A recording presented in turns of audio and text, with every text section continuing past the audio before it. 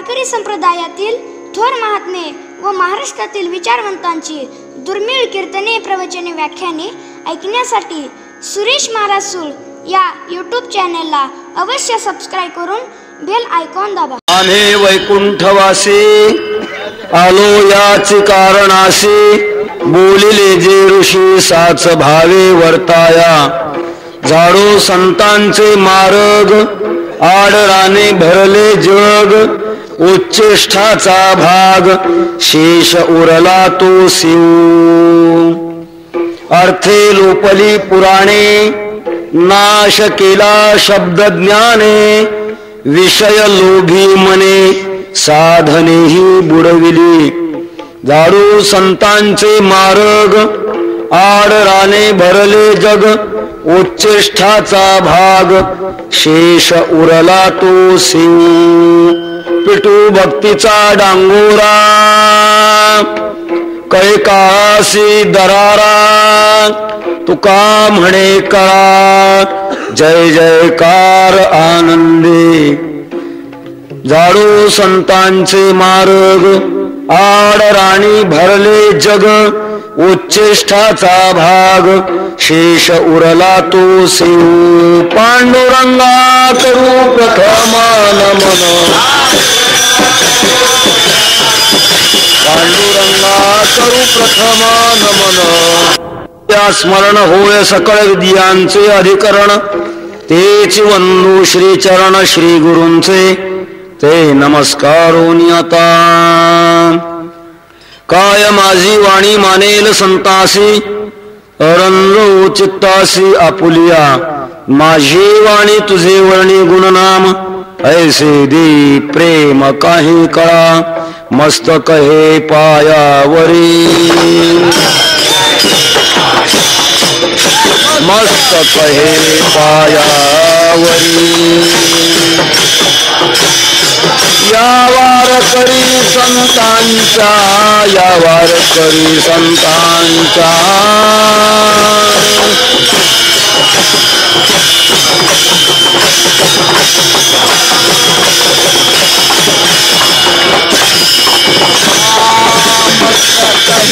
पायावरी, मस्तक हे पायावरी. या वारकरी संतांचा, या वारकरी संतांचा, या वारकरी संतांचा.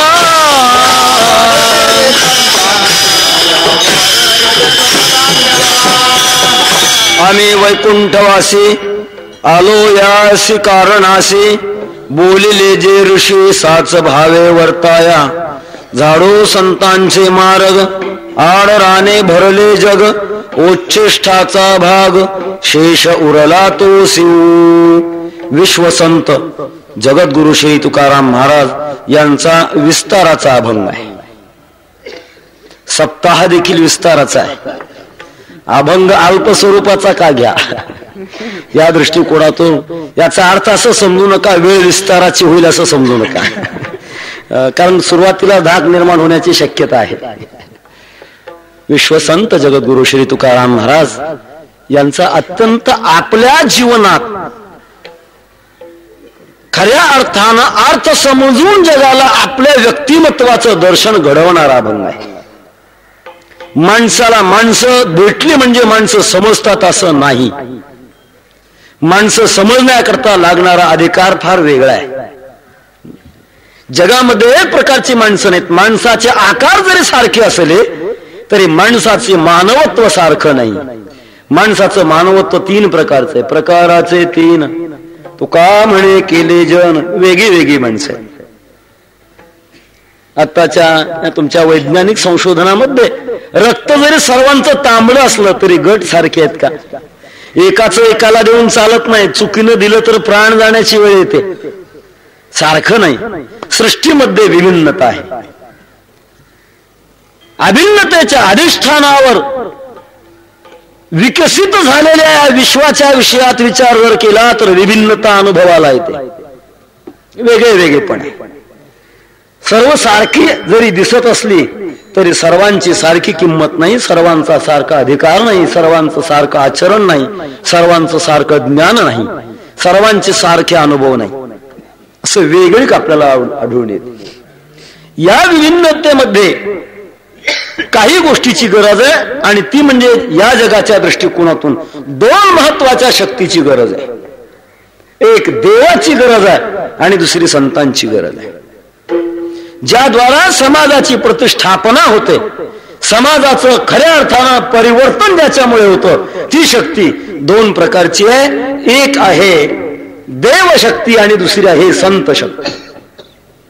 देवाच्यामुळे निग्रहाने समाजाचं परिवर्तन होतं आणि संतांच्यामुळे अनुग्रहानं परिवर्तन होतं. शब्द थोडे पारिभाषिक आहेत, सामान्य जगाला अवघड वाटणारे आहेत.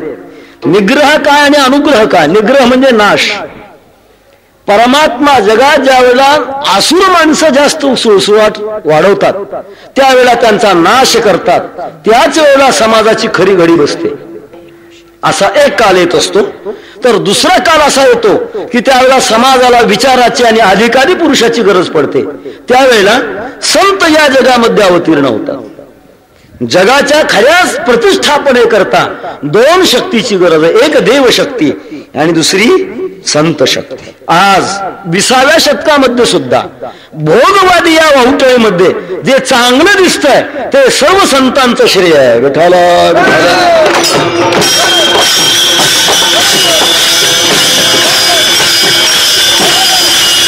असं जर गणिताच्या भाषेमध्ये आपण बोललो, समाज उणे संत कार्य खाली शून्य राहणार आहे.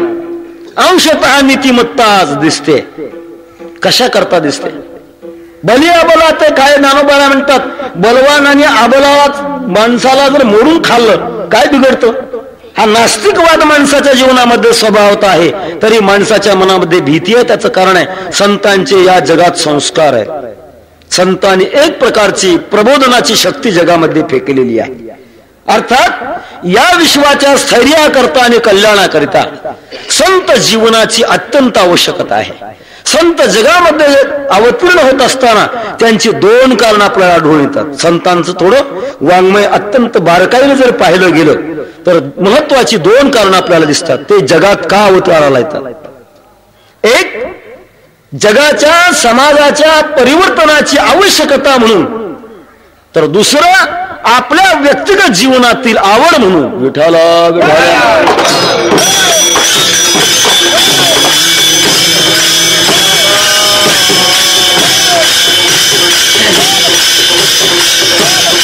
माझ्या चिंतनामध्ये बहुतेक हे विषय येतात की जगामध्ये काही गोष्टी आवश्यक आहेत आणि काही गोष्टी आकर्षक आहेत. दोन गोष्टी नेहमी असतात. सर्व जगाचा जर धांडोळा घेतला तर प्रत्येक विषयाच्या पाठीमागे हे दोन महत्वाचे हेतू आहेत. दोन्हीपैकी एखादा हेतू तरी असतो किंवा काही वेळेला दोन्ही असतात. परंतु या हेतूशिवाय समाजामध्ये माणसाचं जीवन नाही. एक भाग आहे आवश्यकता आणि दुसरा भाग आहे आकर्षकता. माणसाच्या जीवनाच्या दृष्टिकोनातून काही गोष्टी आवश्यक आहेत आणि काही गोष्टी आकर्षक आहेत. भूक लागल्यानंतर अन्न हे माणसाला आवश्यक आहे का आकर्षक आहे? आवश्यक आहे. थंडी वाजायला लागल्यानंतर उलनचे कपडे आवश्यक का आकर्षक? आवश्यक आहे. रोग झाल्यानंतर औषध आवश्यक का आकर्षक? आवश्यक. जेवण झाल्यानंतर तंबाखू खाणं आवश्यक का आकर्षक? मला वाटतं याच्यातून काय विनोद निर्माण झालाय काय? अशी स्थिती आहे सध्या.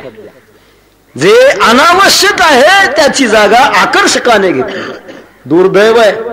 आज सभोवतालचं वातावरण जर पाहिलं, अति लहान लहान बालक सुद्धा नको नको त्या व्यसनाच्या जबड्यामध्ये घुसलेली आहे. काही परराष्ट्र शक्ती या देशाचं वाटोळं करण्याकरता अशी काही व्यसनाचे वस्तू पाठवतात. मला वाटतं अजून कळंब सारख्या शहरामध्ये ही नावं माहीत नसतील. ब्राऊन शुगर माहित आहे? रामकृष्णारी. आम्ही आपले वारकरी जगातले, त्यामुळे आम्हाला काही या सगळ्या गोष्टी माहीत असतील हे माहीत नाही. हेअर ऑइल, जे एकदा का माणसाच्या तोंडात गेल्यानंतर ते माणसाला संपवतच, गोडीने संपवतं, एवढंच, आवश्यक नाही. शहाणा माणूस पहिला आपल्या जीवनातली आवश्यकता शोधतो, काय मला हवंय ते मी आपल्या जीवनामध्ये मिळवीन. तेव्हा आवश्यकता आणि आकर्षकता दोन्ही गोष्टी आहेत.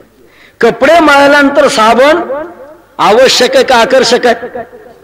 आवश्यक आहे. साबण आवश्यक आहे, पाणी आवश्यक आहे, धुणारा आवश्यक आहे, हे आवश्यक आहे. आणि कपडा धुतल्यानंतर त्याच्यामध्ये नीळ टाकणं आवश्यक आहे का आकर्षक आहे? काय आहे? आकर्षक आहे. कशा करता टाकतात? मी एकाला विचारलं, बहुतेक वारकरी मंडळी नीळ टाकत नाहीत आणि वारकऱ्याने नीळ टाकू नये. मी असं म्हणेन, जो नीळ टाकतो तो खरा वारकरीच नाही. विठाला विठाला.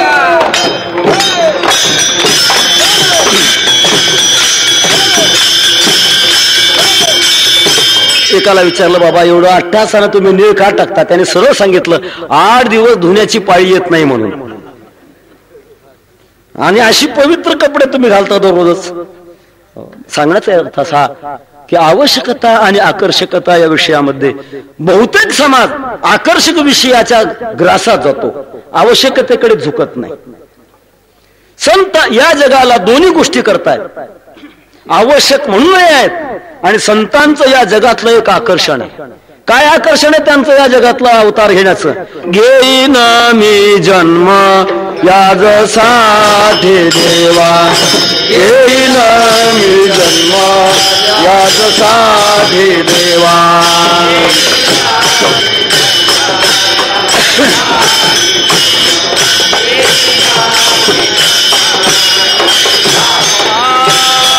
घेईन मी जन्म या जसाठी देवा, घेईन मी जन्म या जसाठी देवा.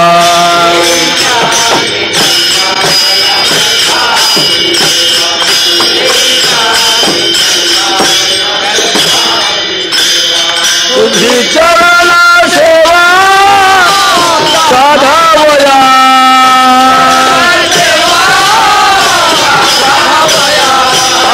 चरण सेवा साधावया.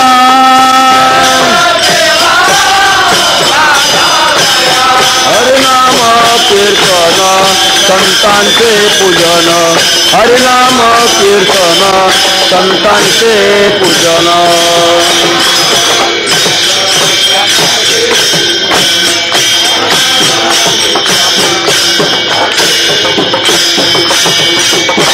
मी या जगात जन्म घेईन, याच्याकरता जन्म घेईन, परमात्म्याची भक्ती करण्याकरता. ही त्यांच्या जीवनातली आवड आहे. जगात येण्याचं हे त्यांचं आकर्षण आहे. आणि दुसरी एक बाजू आहे की जगामध्ये का जन्माला येतात संत? त्याचं कारण आहे जगाची ती आवश्यकता आहे म्हणून, गरज आहे म्हणून. ते जर जन्माला आले नसते, अवताराला जर आले नसते, तर तुमची आमची आज काय परिस्थिती झाली असती, कोण झाली. म्हणून जगाची आवश्यकता जी संत आहेत यांची एवढ्या मोठ्या भव्य स्वरूपातून सदैव वैकुंठ गमनाची, त्रिशतकोत्तर सुवर्ण महोत्सवाची एवढी तयारी होते. श्री ज्ञानेश्वर महाराज संस्थानच्या वतीने हा 6व्या क्रमांकाचा सोहळा आपल्या या कळंब नगरीमध्ये उपस्थित होतोय. एका अर्थानं कळंबचा हा योगायोगाचा आनंदाचा क्षण. कळंब नगरवासी मंडळी वारकरी संप्रदायातल्या प्रत्येक महत्वाच्या घटनात्मक कार्याकरता विसरलेली नाहीत. परंतु श्री हरिभक्ती परायण नागदे साहेबांनी कळंबवासीवर असा उपकार केला की यावर्षी डोक्याला शेणच ठेवला नाही. आपोआपच अशा प्रकारचं ते कार्य घडवून घेण्याचा प्रयत्न केला. अशा या भव्य स्वरूपाच्या कार्यक्रमामध्ये आज उपस्थित आहोत. आणि योगायोगाने सांगण्याचा प्रसंग असा की आज आमच्या कौटुंबिक जीवनाच्या दृष्टिकोनातून जरी एखादी गोष्ट महत्वाची असेल तरी ती समाजाच्या सुद्धा दृष्टिकोनातून महत्वाची आहे. म्हणून मी इथे सांगणार आहे. काही मंडळी म्हणतील तुमच्या कौटुंबिक जीवनातला प्रश्नाचा विषय तिथे कशा करता शब्दोच्चार करता, तरी परंतु आमच्या कौटुंबिक जीवनाचा समाज जीवनाला लाभलेला जो काही फायदा आहे तो फायदा आहे म्हणून मी प्रकट करणार आहे. विठाला विठाला.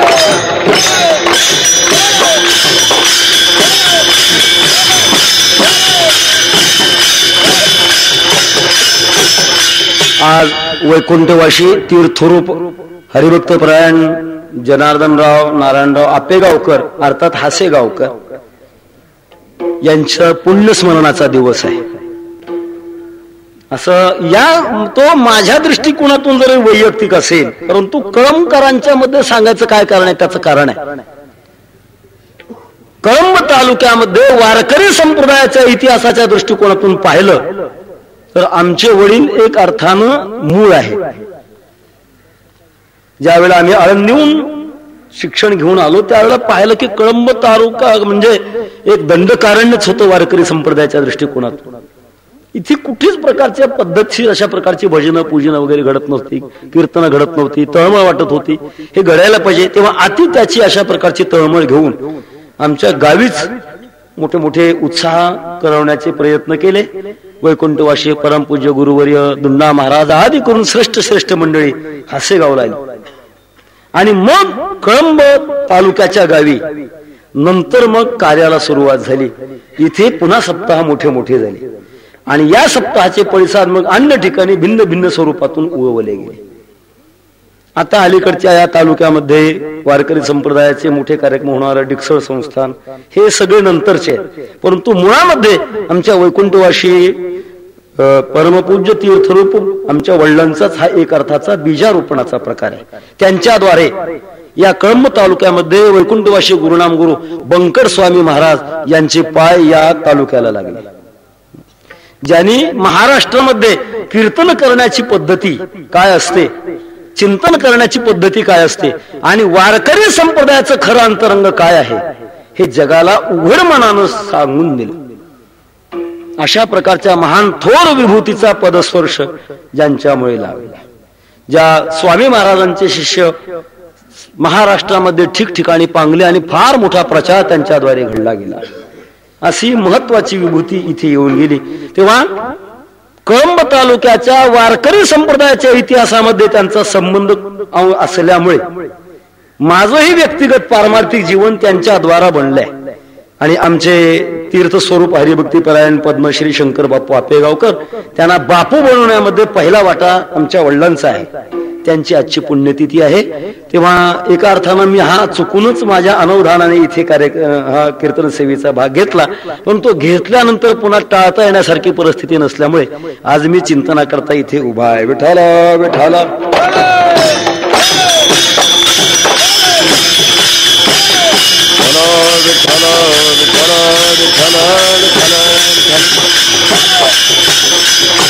जगाची आवश्यकता केव्हा असते, आपल्या कल्याणाचा मार्ग आपल्याला कळत नाही का?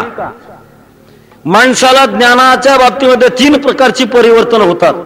एक ज्ञान आहे स्वगत ज्ञान, दुसरं ज्ञान आहे दैव प्राप्त ज्ञान आणि तिसरं ज्ञान आहे उपदेश प्राप्त ज्ञान. पहिलं ज्ञान आहे स्वगत प्राप्त ज्ञान. स्वतःच्याच जीवाच्या जीवनामध्ये काही अशी ज्ञान आहेत की ती माणसाला स्वभावतः कळतात. ल्यावे खावे बरे असावे सदैव हेची करी हाव संसारी. संसारातली वृत्ती माणसाला जे निर्माण होते त्याच्याकरता काही शाळा स्थापन करण्याची गरज नाही. शाळा कशा करतायत? भात भाकरी मिळवण्याचं ज्ञान आहे ते. आमचे वैकुंठवाशी गुरुवर्य हरिभक्तीपरायण शांताराम गुरुजी म्हणायचे शाळा कॉलेजचं ज्ञान म्हणजे भात भाकरी मिळवण्याची ज्ञान आहे, याच्यापेक्षा त्याची कक्षा पलीकडे नाही. परंतु खरं जीवनाचं कल्याण करणारं जे ज्ञान आहे ते ज्ञान प्राप्त होण्याकरता लागणारी तयारी आणि लागणारं स्थान वेगळं आहे. ते युनिव्हर्सिटीमध्ये मिळत नाही, त्याची युनिव्हर्सिटीच वेगळी आहे. आत्मोद्धाराची जी युनिव्हर्सिटी आहे ती युनिव्हर्सिटी म्हणजे साधू संत आहे. जीवनामध्ये स्वभावता ज्ञान आहे ते सहज ज्ञान असणारं या शरीराला जगवण्याच्या कामी आहे. पूर्वी असं होतं, माणसाचा जन्म घरातच व्हायचा आणि माणसाचा मृत्यू सुद्धा घरातच व्हायचा. आता अलीकडे सुधारणा झालेली आहे, माणसाचा जन्म हॉस्पिटलमध्येच होतो आणि मृत्यू सुद्धा हॉस्पिटलमध्येच होतो. येत असताना सुद्धा वनवासी आणि जात असताना सुद्धा वनवासीच. पूर्वी ज्या वेळेला घरी माणसं जन्माला यायची त्यावेळेला जन्माला आलेल्या मुलाचा कोठा साफ होण्याकरता एरंडेल तेलाचा बोळा जन्माला आल्याबरोबर त्या बाळकाला द्यायची अशी सवय असायची. आणि ती अशी अनुभवाची परिस्थिती. एरंडेल तेलाचा बोळा तोंडात दिल्यानंतर ज्या मुलाच्या विषयात अति चिखलाचाच गोळा, त्याला जगाचं काही ज्ञान नाही, परंतु उपजलेलं मूल एरंडेल तेलाचा बोळा का तोंडात दिला की ते ढकलून बाहेर काढतं, त्याची वृत्ती आहे. त्याच्यानंतर मधुप्राशन एक संस्कार असतो. मधाचं बोट त्याला चाटायला द्यावं लागतं. मधाचं बोट दिल्यानंतर मग मात्र त्या आत ओढतं आणि एरंडेल तेलाचा बोळा बाहेर ढकलावा, ही ट्रेनिंग त्याला कुठं कोणी दिली? याचं कारण हे स्वगत ज्ञान आहे. जन्माला आलेल्या गायीचं वासूर खुंटीपासून सोडल्याबरोबर टणकन उडी मारून आईच्या कासेपर्यंत जातं. कोण शिकवलं त्याला? स्वगत ज्ञान. विषयोपभोगाची जी वृत्ती आहे, शरीर जगवण्याची जी वृत्ती आहे, ती स्वगत आहे. दुसरं दैवप्राप्त. दैवप्राप्त ज्ञान असणारी जगातली माणसं फार कमी आहे. असं घडतं काहीच्या जीवनामध्ये, पारमार्थिक अपघात ज्याला म्हणतात, पारमार्थिक अपघात होतो. काही माणसं सुरुवातीला अतिप्रापंचिक असतात आणि त्यांचं उत्तर काल पारमार्थामध्ये जातो. काही माणसं अशी असतात सुरुवातीला पारमार्थिक असतात, परंतु धैर्य न राहिल्यामुळे त्यांचा अंतकाल विनाशी कालामध्ये जातो. असा प्रकार असतो. भागवतामध्ये वर्णन आलेले पिंगला नाम वेश्यासित, पिंगळा नावाची वेश्या. पूर्व अवस्था तिची अशी होती की पूर्वजन्मामध्ये ती एका ऋषीच्या आश्रमामध्ये कुमारीपणाचं व्रत धारण करून सेवा करत होती, ब्रह्मचिंतनामध्ये राहतो. आणि काय प्रकार झाला, शरीरामध्ये विकृती झाली, शरीर खूप अशा प्रकारचं थकलं गेलं आणि थकल्यानंतर शरीराची तपासणी करून औषध देण्याकरता गुरुजींनी वैद्यांना बोलवलं. आयुष्यभर पुरुषाचा स्पर्श नाही आणि नाडी पाहण्याकरता ज्यावेळेला वैद्याने हातामध्ये नाडी घेतली, इतक्यात मनामध्ये वृत्ती अशी झाली की पुरुषाचा स्पर्श असा असतो का, अशी वृत्ती होण्याला आणि प्राणोत्क्रमण होण्याला एकच वेळ आली. पुढचा जन्म वेश्येचा मिळाला.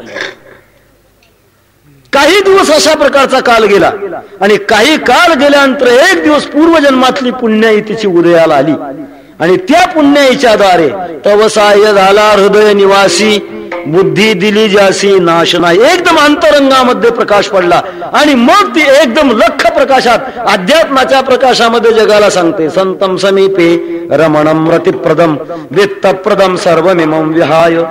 काय धिक्कार असो माझ्या या पूर्वजीवनाला. ती भगवत अनुभवाला योग्य झाली, आपोआप झाली. याला दैव प्राप्त ज्ञान म्हणतात.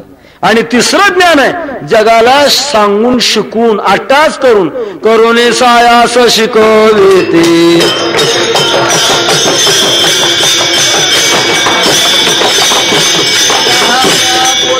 उपदेश सहज बोलणे हित उपदेश करोने सायास शिकवते.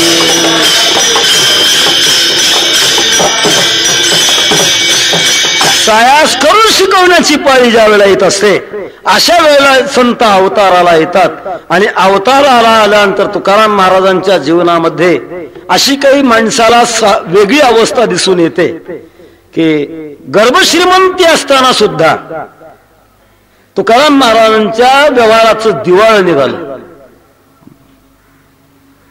वारकरी जीवनातले 3 प्रकार आहेत बरं का, मी नेहमी विनोदानं सांगत असतो. एक प्रकार असा आहे, काही माणसं वारकरी झाल्यानंतर श्रीमंत होतात, हा एक प्रकार आहे.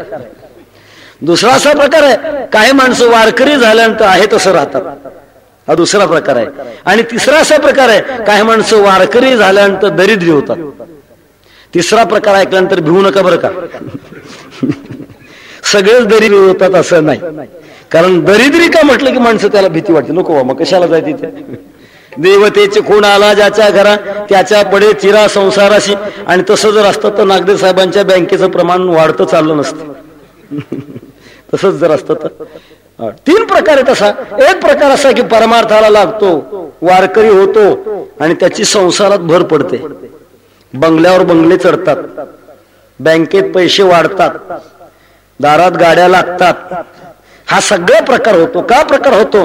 तो एका चुकलेल्या मार्गाने जातो म्हणून होतो. दुसरा प्रकार आहे तो आपलं साधक जीवन सांभाळतो आणि प्रापंचिक जीवन सांभाळतो, हा दुसरा एक प्रकार आहे. आणि तिसरा प्रकार आहे तो प्रापंचिक जीवन सांभाळण्याकरता योग्य होतच राहतच नाही. असो ऐसा कोठे आठवचे नाही, देहीच विदेही भोगू दशा. जगद्गुरु तुकाराम महाराजांची ही अवस्था प्राप्त झालेली होती.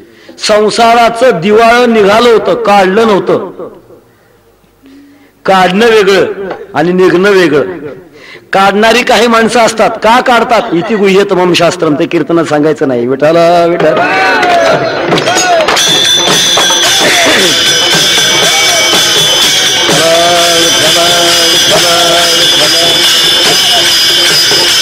तुकाराम महाराजांचं निघालेलं होतं, बरे झाले देवा निघाले दिवाळे, बरिया दुष्काळे पिढा गेली. बरं झालं, दुष्काळ पडला, दिवाळा निघालं, हे सगळं चांगलं झालं असं म्हणणाऱ्यांचा वर्ग. लोकांनी विचारलं, तुकाराम महाराज काय तुम्ही म्हणता?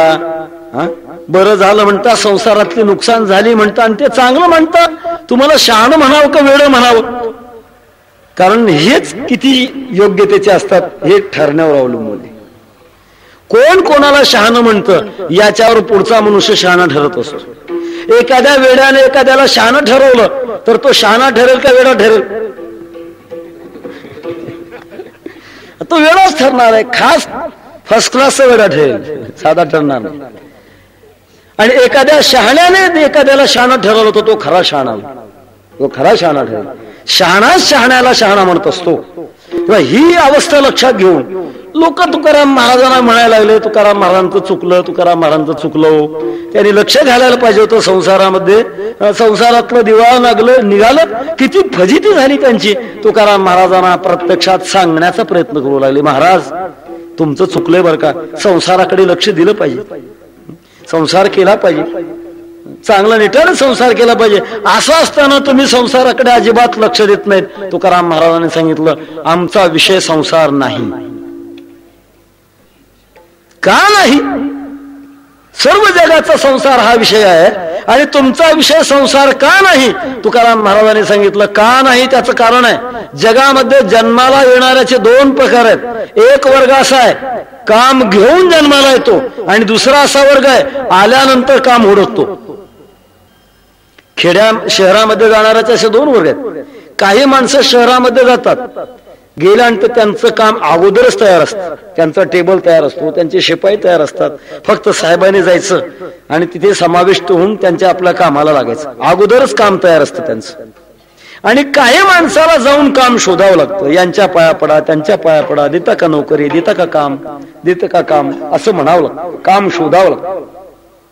तसं या जगामध्ये जन्माला येणाऱ्यांचा दोन प्रकारचा असा वर्ग आहे. एक वर्गाला असं की या जगामध्ये जन्माला नंतर काम शोधावं लागतं. जीवाला, सामान्य पामर माणसाला जन्माला आल्यानंतर काम शोधावं लागतं, हे करू का ते करू, ते करू का ते करू. पण एक असा उच्च वर्ग आहे की त्याचं अगोदरच काम ठरवलेलं असतं आणि ठरवलेल्या कामाकरता ते येतात.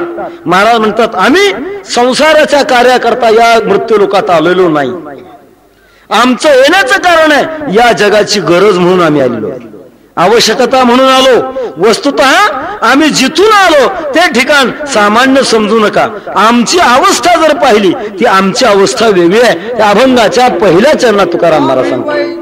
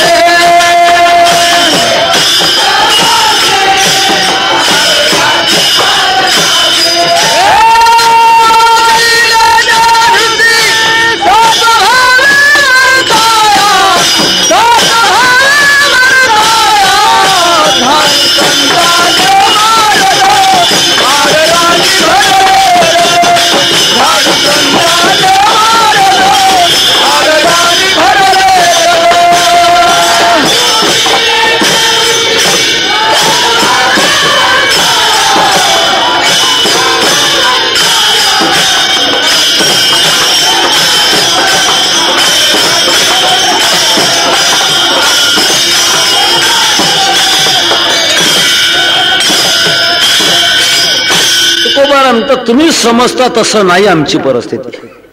आम्ही वैकुंठ वासामध्ये राहणारे आहोत. आम्हाला या जगातलं काम आहे म्हणून आम्ही आलेलो आहोत. आम्ही आलो. सर्वसामान्य जीव हे स्वतः होऊन येतात का त्यांना यावं लागतं? यावं लागतं. तुम्हा आम्हाला या मृत्यूलोकामध्ये यावं लागतं का यावंच लागतं? यावंच लागतं. आगा कर्मे जे उरावे ते तिही सुखदुःखी फळावे तया ते भोगावया यावे देहा एका. यावंच लागतं आपल्याला. आणि संत येत असतात, होऊन येतात. आम्ही आलो. आम्हाला या मृत्यूलोकातलं सर्व लक्षात आलं आणि मृत्यूलोकामध्ये आमची गरज आहे ही ज्या वेळेला आम्हाला जाणवली त्यावेळेला आम्ही इथं आलो. पण येत असताना आमचं मुळातलं ठिकाण मात्र वेगळं आहे. वैकुंठ वासातले आम्ही आहोत. जीवदशेमध्ये मागे आपण कुठे होतो हे कळत नाही. आज किती दिवस इथे राहणार आहोत हे कळत नाही. आणि पुढे कुठे आणि केव्हा जाणार आहोत हे कळत नाही. मागचा अंधार आहे, वर्तमान काळातला अंधार आहे, भविष्य काळातला अंधार आहे. आणि अशा अंधारमय जीवनामध्ये सामान्य मनुष्य बिनदिक्तपणे खुशाल निवांत राहतात. काय आश्चर्य! किमश्चर्य मतपरम. केवढं मोठं हे आश्चर्य. आपण कुठे जाणार आहोत हे कळत नाही, किती दिवस राहणार आहोत हे कळत नाही. असं असताना सुद्धा वारकरी संप्रदायासारख्या अत्यंत उच्च अशा संप्रदायाची कास माणसं धरत नाहीत. हो, मी अत्यंत भूषणानं सांगत असतो. आमचा वारकरी संप्रदाय हा सम्राट संप्रदाय आहे. ज्यांना अभ्यासानं वारकरी संप्रदायाचा अभ्यास करायचा त्यांनी अत्यंत चिकित्सक बुद्धीने वारकरी संप्रदायाचा अभ्यास करावा. याला सम्राट संप्रदाय का म्हणायचं? जगातल्या कोणत्याही संप्रदायामध्ये जो अनुभव आहे तो अनुभव आमच्या वारकरी संप्रदायामध्ये सहज आहे. वारकरी संप्रदायामध्ये जो अनुभव आहे तो इतर संप्रदायामध्ये असेलच हे सांगता येत नाही. पण या संप्रदायामध्ये सर्व जगातल्या संप्रदायाचा अनुभव सहज असं उच्च जीवनाचं हे जीवन आहे. जैन संप्रदायाचा अनुभव अहिंसा प्रतिष्ठा तत्सन्निधो वैरत्यागा. अहिंसात्मक अशा प्रकारचा संप्रदाय आणि त्या संप्रदायाचं सर्वश्रेष्ठ साध्य मोक्ष प्राप्त होणं. अहिंसा प्रतिष्ठित झाल्यानंतर वैरत्याग होतो. चित्त शुद्ध तरी शत्रू मित्र होती, व्याघ्रहीन खाते सर्पतया. अशी अवस्था अहिंसा प्रतिष्ठित झाल्यानंतर होत असते. वारकरी संप्रदायामध्ये जगद्गुरु तुकाराम महाराजांच्या अंगावर येऊन सर्प बसायचे. वाघानं मांडीला मांडी लावून बसायचं. का? सहज अनुभव येतो. बौद्धांच्या संप्रदायामध्ये सर्वम शून्यम शून्यम सर्वम दुःखम दुःखम हे त्यांचे जे अनुभव आहेत. वारकरी संप्रदायामध्ये ठाऊकची आहे संसार दुःखाचा, चित्ती क्षीण त्याचा वाहू नये, सर्वम दुःखम दुःखम. सहज आहे हे ज्ञान. शून्य ते गुरुने महाशून्य श्रुती वचन संमत. केवळ शून्य मानलं नाही, महाशून्य मानलंय. योगी लोकांचा जो अनुभव आहे वारकरी जीवनामध्ये तो सहज येतो. योग याग क्रिया धर्मा धर्म माया गेले ते विलया हरे पाठी. योगाला येणारा अनुभव वारकऱ्याला सहज येतो. ज्ञानी पुरुषाला येणारा ब्रह्मज्ञानाचा अनुभव वारकरी जीवनामध्ये सहज येतो. गोपिका गुरुला शरण कुठे कोणत्या गेलेल्या होत्या? कोणत्या गुरुला शरण गेल्या? त्या फक्त भगवत भक्ती करत होत्या. त्याचा परिणाम असा झाला लोका गोकुळच्या झाले ब्रह्मज्ञान केलिया वाचून जपत पे.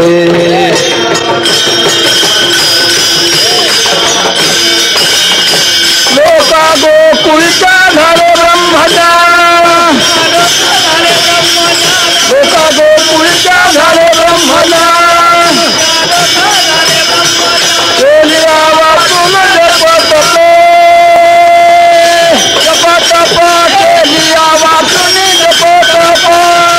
कोणताही सायास न करताना ब्रह्मज्ञानाची सहज परिस्थिती प्राप्त होते. आणि सर्वात मोठं मुदलातलं महत्वाचं जे सुख आहे ज्याला भक्तिप्रेम सुख म्हणतात त्या भक्तिप्रेम सुखाचा आस्वाद या वारकरी जीवनामध्ये. म्हणून असा सम्राट जो संप्रदाय आहे त्या सम्राट संप्रदायाची दखल म्हणून जगद्गुरु तुकाराम महाराज म्हणतात आमच्या सारख्याला यावं लागतं. अभंगाच्या प्रत्येक शब्दाचा जर विचार केला गेला तर आपण बसलो पण घड्याळ बसत नाही. ते चालतंय, बसून चालण्याची कला त्याच्याजवळ फार मोठी आहे. त्याच्यामुळे सगळ्याच अशा प्रकारच्या प्रत्येक अभंगातल्या शब्दाचा आपल्याला विचार करता येण्यासारखी काळाची परिस्थिती नाही. जितक्या जलद गतीनं आपल्याला चिंतन करता येण्यासारखं तेवढं आपण चिंतन करणार आहोत. महाराज म्हणतात आम्ही वैकुंठवासी. आम्ही म्हणजे कोणीतरी एक वर्ग असावा. मी वैकुंठवासी असं म्हटलं असतं तर काय बिघडलं असतं का? बिघडलं असतं. जगामध्ये या विश्वाच्या कल्याणाकरता परमात्म्याने काही अशी मंडळी वैकुंठामध्ये राखून ठेवलेली आहे की त्यांना पुन्हा पुन्हा मृत्यूलोकावर पाठवतात आणि मृत्यूलोकातल्या विश्वाला सन्मार्गाचा मार्ग दाखवतात. जगद्गुरु तुकाराम महाराज ज्या ज्या काळाला परमात्मा अवतार धारण करत असे त्या त्या काळाला स्वतः तुकाराम महाराज उपस्थित होते. तुका म्हणे कधी होतो आम्ही, त्यावेळेला आम्ही होतो म्हणतो. प्रत्येक अवतारामध्ये तुकोबारा म्हणतात आम्ही त्यावेळेला या अवतारामध्ये होतो, आम्ही त्यावेळेला या अवतारामध्ये होतो. असा त्यांचा इतिहासात्मक अशा प्रकारचा अनुभव आहे. चौळवेचा भक्तनामा उभा कीर्तनी, पाठीमागे डोळे झाकुनी उभी ते जनी. जनाबाई म्हणतात मी सुद्धा भगवंताच्या प्रत्येक अवतारामध्ये आलेली आहे. अशी ही थोर मंडळी यांची एक प्रकारची, आता अलीकडच्या शब्दामध्ये तो शब्द आठवत नाही परंतु आवडत नाही परंतु तो शब्द वापरतो, एक प्रकारची जात आहे. सध्या जात हा शब्द का वापरला की माणसाला चटकन अंग झटकायला लागल्यासारखं होतं. परंतु जात कशाला म्हणतात? किती घालवण्याचा प्रयत्न केला तरी ती जी जात नाही तिचं नाव जात. कोणत्या ना कोणत्या तरी स्वरूपातून पुढे ती येतेच. तुकाराम महाराज म्हणतात आम्ही ना आमची एक जात आहे.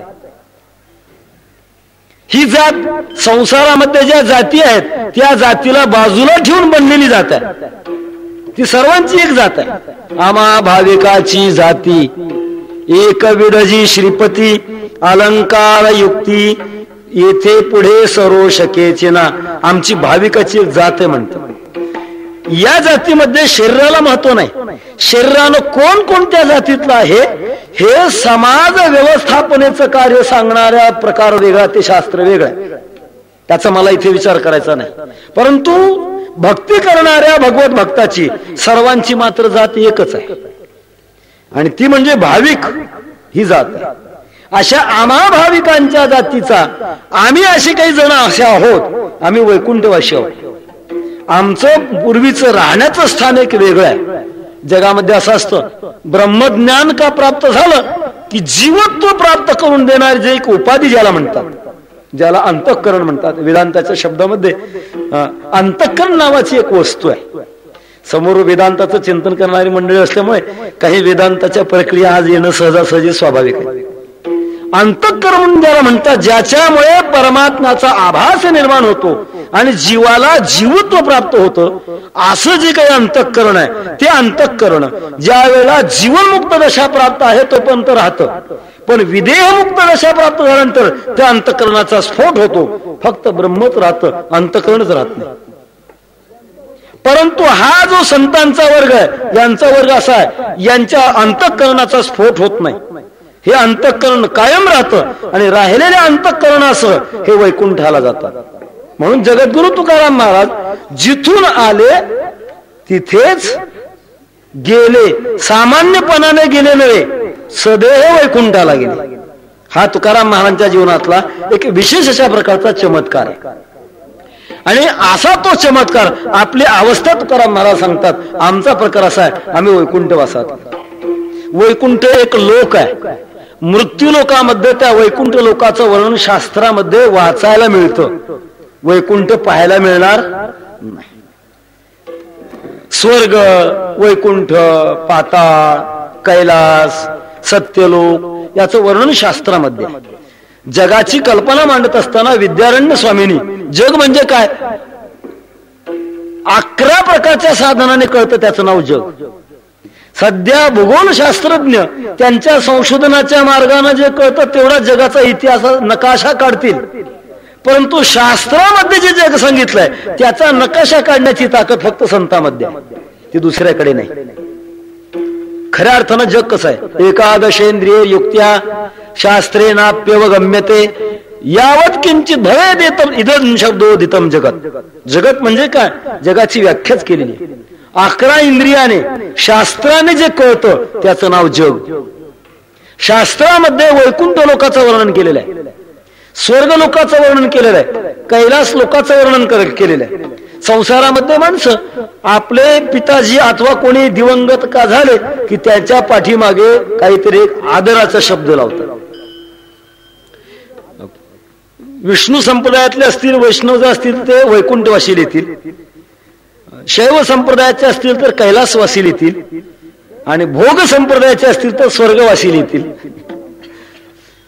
आता यांचे पिताजी किंवा यांचे पूर्वज कुठल्या ठिकाणाला गेले हे काय पाहून आलेले नसतात. तसं पाहून आले असते तर मग ते खऱ्या अर्थानं मानलं असतं. त्याच्यात एवढंच मानायचं की त्यांचा तो आदर आहे, एवढंच म्हणून मानायचं. यापेक्षा आदराच्या पलीकडे जायचं कारण नाही. जीवदशेमध्ये आपण मागून कुठे आलो हे कळतं का? संसारामध्ये अशी काही ठराविक माणसं आहेत त्यांना जातीस्मर म्हणतात. जातीस्मर, ज्यांना आपल्या पूर्व आयुष्याचं काही कळतं अशी मंडळी फार मोजकी असतात.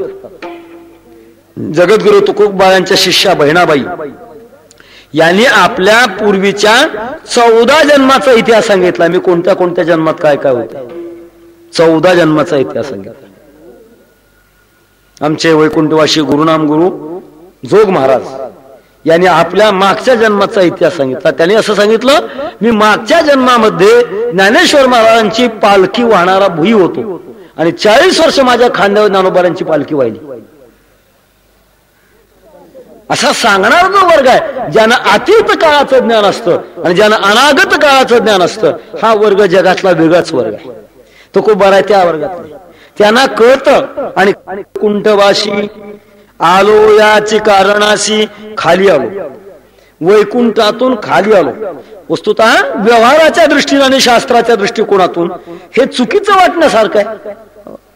माणसं खालून वर जातात का वरून खाली येतात? प्रवृत्ती काय? गरिबीतून श्रीमंती जातात का श्रीमंतीतून गरिबीमध्ये यावं? गरिबीमधून श्रीमंतीमध्ये जावं. अज्ञानातून ज्ञानी व्हावं का ज्ञानातून अज्ञानी बनावं? अज्ञानातून ज्ञानी व्हावं हा क्रम माणसाचा आहे. खालच्या अवस्थेतून वरच्या अवस्थेमध्ये जावं. जगद्गुरु तुकाराम महाराज म्हणतात, आम्ही वरच्या अवस्थेतून खाली आलो. खाली काय येतात? ज्यावेळेला वरची माणसं खाली येत असतात त्यावेळेला काही ना काहीतरी हेतू असल्याशिवाय येत नाही.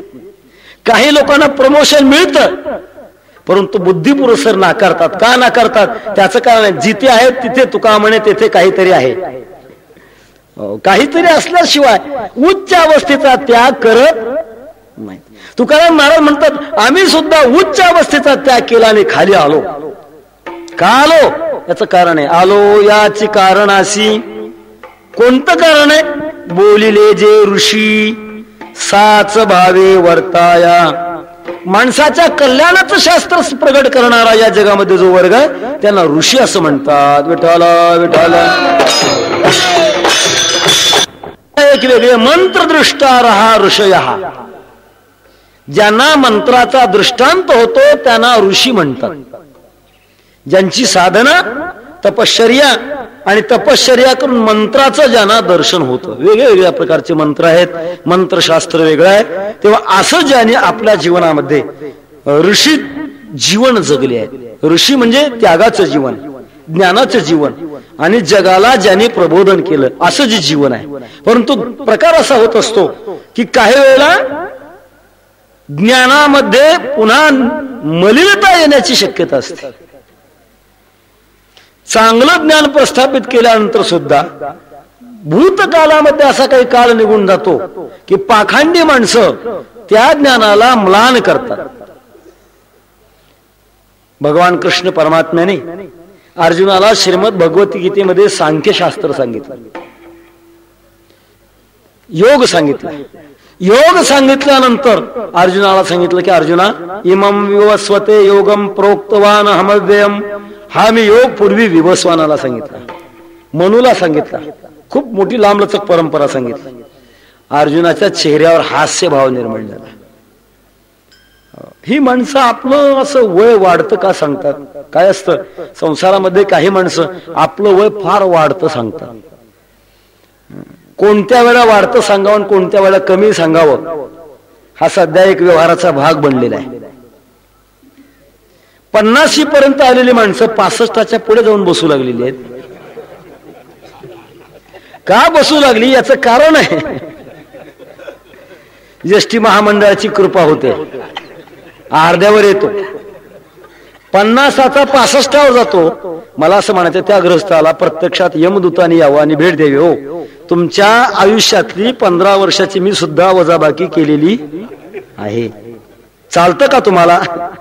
असं जर राजी खुशीनं जर विचारलं तर माणसं म्हणतील नको, आता पुन्हा मागे सरकू, 40 करू, पण तू 65कडे जाणार. काय कालाचा मयम आहे, काय देशाला खाऊ लागलेली माणसं. ज्या माणसाने स्वराज्य कमवलं तीच माणसं त्याच राज्याचा वेगळ्या तऱ्हेनं उपभोग घेऊ लागलेली आहे. ही दुरावस्था केव्हा थांबेल? मोठं शोकांतिक आहे. सांगण्याचा इतर तसा की माणसाच्या जीवनामध्ये आपलं वय वाढवण्याची काही वेळेला माणसं हाव करतात, तर काही वेळेला कमी करण्याची माणसं वृत्ती धारण करतात.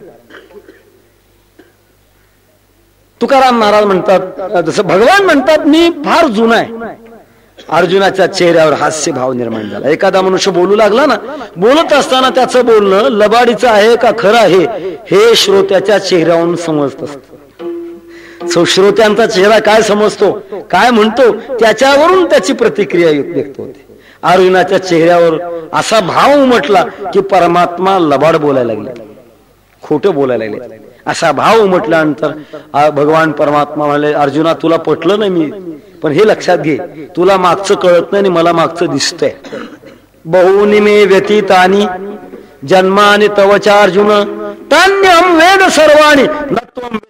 माणसं आढळल्यानंतर कबीर महाराजांना विचारलं का तुमचं त्यांचं काय नातं आहे, तुमचं त्यांचं काय नातं आहे. तू कबीर महाराज म्हणाले, जगामध्ये 3 प्रकारची माणसं. काही माणसं ज्ञान सांगणारी आहेत, काही माणसं ज्ञानाचं कथनच करणार आहेत, एकमेकाने एकमेकाजवळ सांगायचं. काय सांगितलं? त्याने सांगितलं म्हणून याने सांगितलं. पिछेशी आयोवर आगे धकाई, अनुभवाचा कुठेही स्पर्श नाही, असा एक वर्ग. दुसरा वर्ग आणि तिसरा असा वर्ग आहे, तो सांगत बसत नाही, तो रस्त्यानं चालतो, तो त्या ज्ञानानं वागण्याचा प्रयत्न करतो.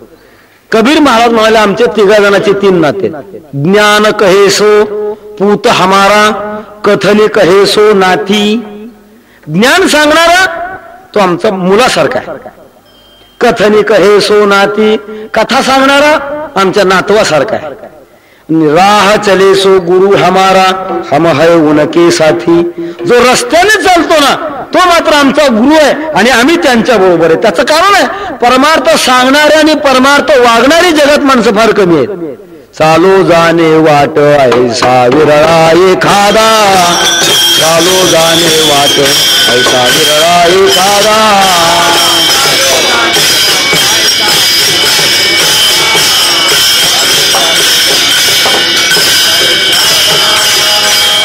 चालो जाणे वाट ऐसा विरळा एखादा. काही माणसं क्वचित असतात. म्हणून भगवंताला म्हणावं लागलं, मनुष्यानाम सहस्रेषु कश्चिद यतते सिद्धये यततामपि सिद्धानाम कश्चिन माम वेत्ति तत्वतः. परमार्थामध्ये परमार्थ करणारी माणसं दिसतात, परंतु खऱ्या अर्थानं त्या अवस्थेला ती लाभलेलीच असतील असं नाही. म्हणून मी नेहमी 4 प्रकार करत असतो समाजातले. समाजामधले काही माणसं चांगल्यातले चांगले आहेत, काही माणसं वाईटातले वाईट आहेत, काही माणसं चांगल्यातले वाईट आहेत, काही माणसं वाईटातले चांगले. असे 4 प्रकार आहेत. काही माणसं असे आहेत ते चांगल्यातले चांगले आहेत. बिचारे जन्माला येत असताना, वागत असताना चांगल्या कुळात जन्माला येतात, चांगलं वागतात आणि जन्मभर सुद्धा चांगलं चालतात, चांगल्याच अशा अनुभवाला प्राप्त होतात. सनकादिक ऋषी, नारदादिक ऋषी चांगल्यातले चांगले. काही वाईटातले वाईट.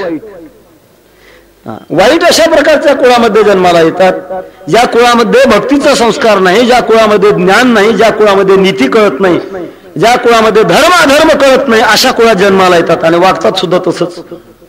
हे वाईटातले वाईट. चांगल्यातले चांगले वेगळे, वाईटातले वाईट वेगळे. काही चांगल्यातले वाईट, चांगल्या अशा प्रकारच्या स्थितीमध्ये जन्माला येतात, परंतु आचरण मात्र वाईट. म्हणून एक ते आपल्या मराठवाड्यामध्ये एक म्हण आहे, मुळाच्या पोटी केरसुनी जन्माला आली म्हणतात. काय चांगल्या कुळामध्ये चांगले संस्कार घरामध्ये, पण कसं वागतात बघा बरं, मुळाच्या पोटी किरसून. हे चांगल्यातले वाईट आणि काही वाईटातले चांगले. एखाद्या म्हणतात उकरड्यावर तुळस जन्माला येते, असं सुद्धा होत. हिरण्यकश्यपूच्या पोटी प्रल्हाद जन्माला येतो.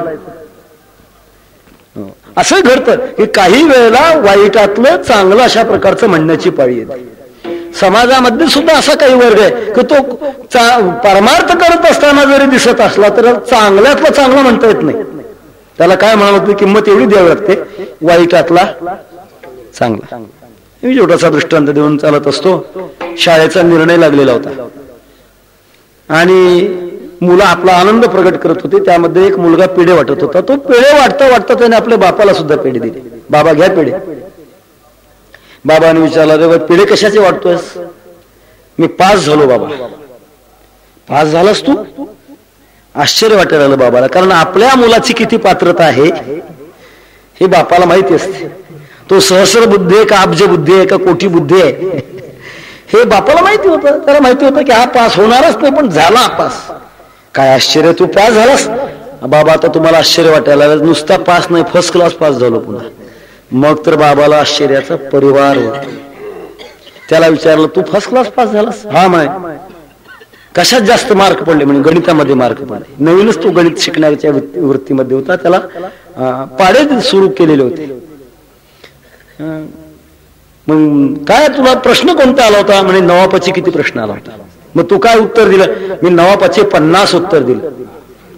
नवापाचे 50 उत्तर देणारा शाळेमध्ये फर्स्ट क्लास पास होते. ज्ञानाची पातळी खाली आली. लागलीच वडील शिक्षकाकडे गेले. शिक्षक साहेब, गुरुजी. अलीकडे गुरुजी हा शब्द मळीन झालेला आहे, लोकांना तो पटत नाही. गुरुजी म्हटलं की खाली वाटतं, सर म्हटलं की बरं वाटतं, पण गुरुजी म्हटलं की याने काहीतरी शिवाय दिल्यासारखं वाटतं. वास्तविक आपल्या हिंदू संस्कृतीमध्ये गुरुजी या शब्दासारखा पवित्र शब्द नाही. गुरु आणि जी म्हणजे महाराज, गुरु महाराज असं पवित्र शब्द असताना तर गुरुजी शब्दाला इतकं खाली आणलंय लोकांनी, तो आवडत नाही.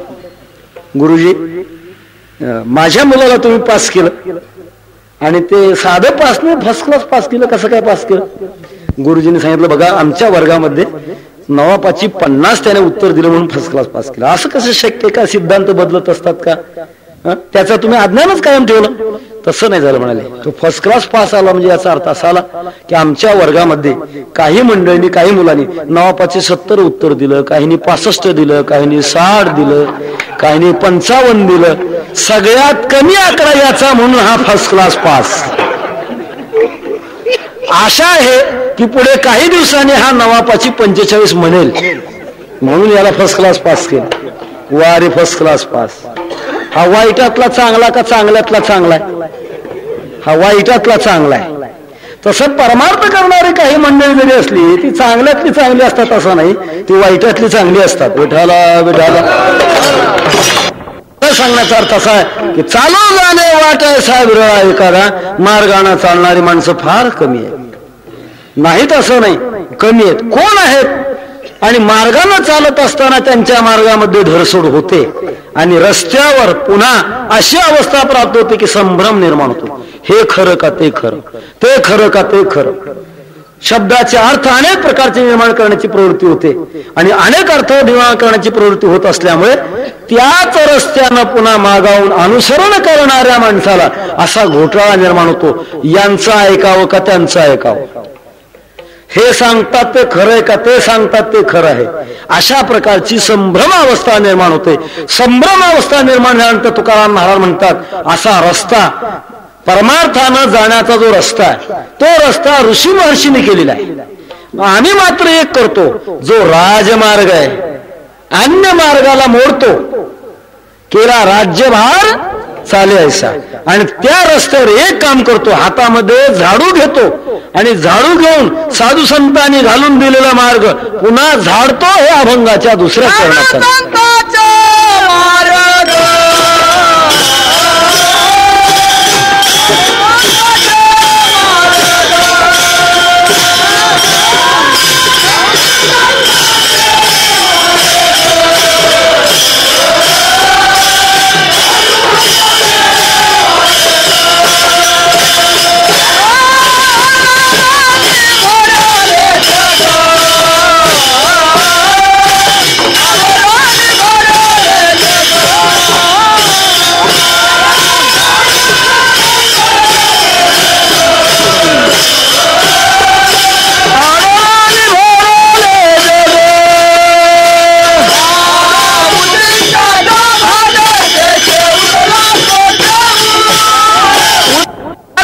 झाडू, त्याच्यावर काटे आलेले, खडे आलेले, धूळ आलेली बाजूला करू आणि स्वच्छ अशा प्रकारचा मार्ग लोकांना दाखवून देऊ की हा रस्ता असा आहे, तुम्ही या रस्त्यानं चला. तुका म्हणे तुम्ही चला याची वाटे, भरवसेनी भेटे पांडुरंग. ही वाट तिथं सरळ जाणारी आहे, वाकडी तिकडे नाही. अशा प्रकारची स्वच्छ वाट आम्ही लोकांच्या पुढे ठेवू, संभ्रमामध्ये माणसाला टाकणार नाही. झाडू संतांचे मार्ग. का झाडणार याचं कारण आहे, जगामध्ये संभ्रम अवस्था निर्माण होते. जगामध्ये जन्माला आलेल्या जीवाची स्वभावता विषयाकडे असणारी जी प्रवृत्ती आहे, ती प्रवृत्ती विषयात जीव का अडकला की एक प्रकारच्या आडरानामध्ये अडकला.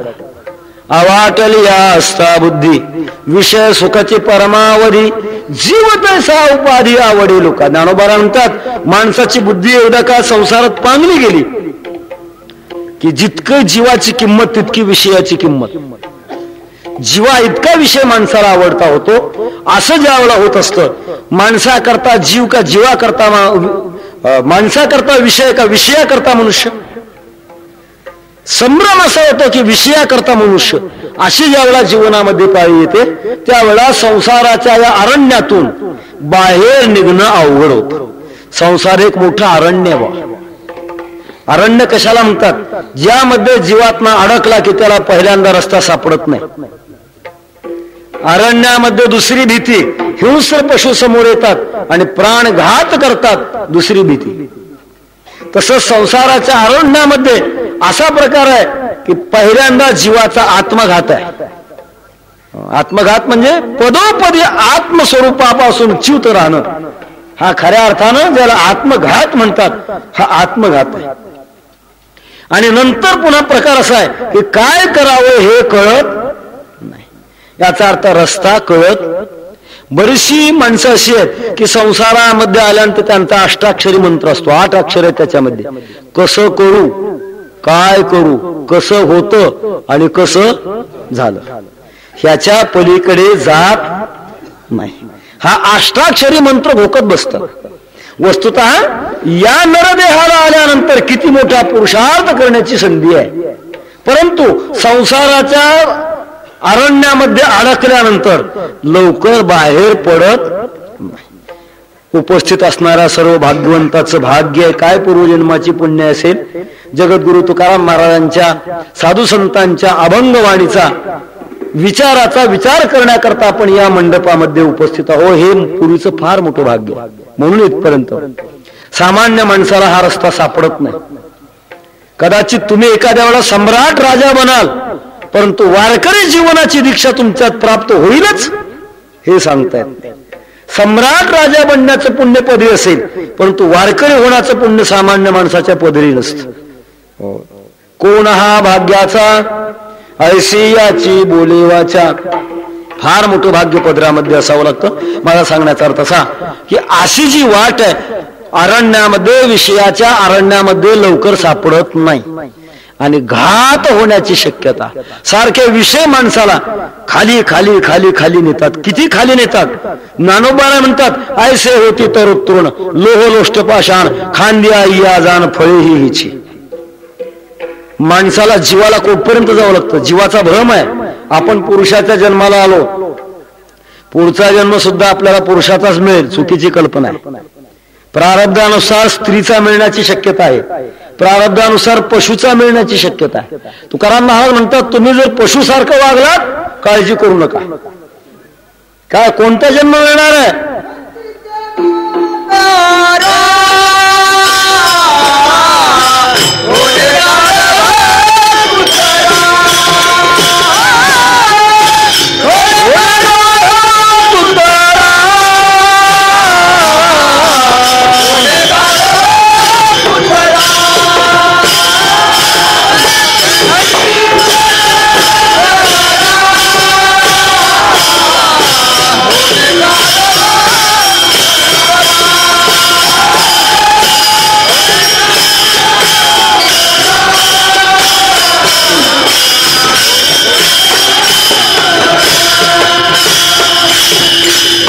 काळजी करू नका म्हणतात. अतिक्रोधी जीवन जगलात तर अतिक्रोधी जीवन कुत्र्याचं असतं. आणि अतिकामी जीवन जगलात तर गाढवाचं असतं. म्हणून या मार्गाला जावं लागेल, त्याच्याकरता संयम आणावा गा. शास्त्राने जे प्रकारचं जीवन आपल्याला सांगितले ना, विधीचा जो मार्ग आहे, विधी ते पाळी, निषेधा ते गाळी, मग सुखी तुझं सरळी दिलेली आहे. संसार करायचा का, संतांच्या नजरेतून संसार करावा, आणि प्रापंचिक लोकांच्या नजरेतून परमार्थ सुद्धा करू नये. प्रापंचिक लोकांची परमार्थाची नजर काही वेगळीच असते, आणि साधू संतांची संसाराची नजर सुद्धा वेगळी असते. संतांच्या नजरेतला संसार करावा आणि प्रापंचिकाच्या नजरेतला परमार्थ सुद्धा करू नये. जगद्गुरु तुकाराम महाराज म्हणतात असं वागा. ज्ञानोबाला म्हणतात विधियुक्त अशा प्रकारचं जीवन जगत असाल तर योग्य अशा प्रकारचा आहे, तरच या रस्त्यानं जाल. हा रस्ता तुम्हाला आपल्या ठिकाणापर्यंत पोहोचवेल. तुकाराम महाराज म्हणतात ज्या वेळेला लोकांमध्ये असा संभ्रमाचा काळ येतो त्यावेळेला आम्हाला यावं लागतं आणि रस्ते हे झाडावे लागतात. आडराणी भरले जग, जग आडराणामध्ये गेलेलं असतं. काही वेळा पारमार्थिक जीवनामध्ये सुद्धा चुकीच्या दिशेने माणसं जाणारी असतात. पाहायला गेलो तर दिसतो परमार्थ आणि रस्ता तर चुकलेला असतो. कोणाची टीका करावी हा माझा उद्देश मुळीच नाही, परंतु थंडीच्या दिवसामध्ये कमरेला लिंबाचे डहाळे खोवून थंड पाण्याचं स्नान करून रस्त्यावर अंगात येऊन नाचणारा वर्ग, त्यात संसार आहे का? त्याला संसार म्हणता येईल का? त्याला संसार म्हणता येत नाही. परमार्थ म्हणता येईल का? परमार्थ म्हणता येत नाही, चुकलेला परमार्थ. त्यांना जो सहवास लाभला तो चुकीचा लाभला. देव कुठं अंगात येत असतो का? जन्मच्या जन्म जाणाऱ्यांचा देव अंगामध्ये येत नसतो. देव हृदयात प्रगट होत असतो का अंगात येत असतो? हृदयात प्रगट होत असतो, अंगात येत नसतो. अंगात आणत असतात, अंगात येत नसतं. विठ्ठल अशा चुकीच्या मार्गाने जाणाऱ्यांच्या विषयात मग यांना येऊन सांगावं लागतं, बाबा सेंदरी हेंदरी दैवते कोणती पूजी भूते खेते, आपुल्या पोटा जीरडते मागती सिती अवदान. त्यांना स्वतःचं पोट भरत नाही, ते तुमचं काय करणार आहेत बाबा? एक विशेष प्रकारचं त्यांचं पुण्य होऊन ठराविक देवत्वाला ते प्राप्त जरी झाले तरी तुमच्या इच्छा ते पूर्ण करणार नाही. मग कोणाच्या मागे जा, काय उपासना करा, कोणाची उपासना करा, कशा पद्धतीने करा, हा जो मार्ग आहे, मार्ग तुकाराम महाराज म्हणतात आमचं काम आहे आम्ही ते झाडून नेतो आणि त्या रस्त्यानं आम्ही स्वतः जातो. स्वतःनं जाणाऱ्यामध्ये फार जबाबदारी असते. ज्याला समाजाचं नेतृत्व करायचं आहे त्याच्यावर एवढी जबाबदारी आहे की तो मनुष्य कसा वागतो, कसा बोलतो, कसा चालतो याच्याकडे लोकांचं लक्ष लागलेलं असतं. आणि त्याच्या आचरणामध्ये थोडं जरी चूक झाली तर त्याचा भयानक समाजावर परिणाम होतो. किती मर्यादा सांभाळाव्या लागतात. एक दृष्टांत चालता चालता देऊन पुढे चालणार आहे. एका ठिकाणी पुराण चालत होतं. पुराण एक नैष्ठिक ब्रह्मचारी होते, सदाचारी होते. आणि सदाचारी असल्यामुळे, ब्रह्मचारी असल्यामुळे स्त्रियासी एकांती लोकांती भाषण प्राण गेल्या गाण करू नये हा ब्रह्मचारी माणसाचा जो बाणा आहे तो बाणा त्याने तंतोतंत पाळलेला होता. योगायोगाने ऐकणाऱ्या श्रोतृ वर्गामध्ये, महिला वर्गामध्ये एका महिलेला काही शंका निर्माण झाली. तिने आपल्या मुलाला पाठवलं, महाराजांना म्हणावं की मला तुम्हाला शंका विचारायची. महाराजांनी उत्तर दिलं की मला जर विचारायचं असेल तर समाजामध्ये विचारा, वेगळ्या अशा प्रकारचं विचारता येणार नाही. आणि काही प्रतिबंधामुळे समाजामध्ये विचारण्याची तिची शक्यता नव्हती. तिने वेगळ्या अशा प्रकारचं विचारण्याचं ठरवलेलं होतं. महाराजांनी सांगितलं मला बोलता येणार नाही, मी उत्तर देऊ शकत नाही. मुलाने पुन्हा किव काकुलती येऊन पुन्हा बोलायला सुरुवात केली. महाराज आमच्या आईची शंका आहे, काय तेवढं समाधान करायला काय हरकत आहे? त्यांनी सांगितलं बाबा त्याचे दुष्परिणाम होता, एवढा करता मी माझ्या मर्यादा मोडायला तयार नाही. पण त्याला ते पटेच ना. त्याने सांगितलं एक कर, उद्याला तुझ्या आईचं जे वस्त्र आहे ना, साडी, ती येताना घेऊन ये आणि माझी जी काही शाटी लंगोटी वाळायला घातलेली ना त्याच्या जवळच ती टाक, तुला त्याचा परिणाम दाखवतो. सांगितल्याप्रमाणे त्याने आपल्या आईची ती पवित्र अशा प्रकारची साडी आणली आणि या ब्रह्मचारी वक्त्याच्या कपड्याजवळ ती टाकली. सुकायला टाकल्यानंतर पोथीला आलेल्या माणसाने आल्यानंतर पाहायचं त्या साडीकडे पाहिलं की महाराज बिघडलेले दिसतात. सगळीच्या सगळी माणसं निघून गेली. शेवटी तेवढा एकटाच मोलकर राहिला. त्याला सांगितलं, बघ मी काय सांगितलं होतं, तुला दृश्य दाखवलं. शहाण्या माणसावर केवढी जबाबदारी असते, त्याच्या वागण्यावर एवढी जबाबदारी असते. जशी आई आपल्या लहान बालकाचं कल्याण पाहून जोपर्यंत आपल्या अंगावरच्या दुधावर लहान मूल जगतंय तोपर्यंत खाण्यामध्ये सुद्धा पथ्य पाणी बाळगत. वातो पदार्थ खात नाही. का खात नाही? बाळाचं पोट दुखल. वास्तविक पोट हिचं दुखावं का बाळाचं दुखावं? पण काळजी कोणाची घेते? स्वतःच्या पोटाची काळजी घेत नाही. बाळाचं पोट दुखल, ती खात नाही वातो पदार्थ, त्याच्यापासून दूर राहत.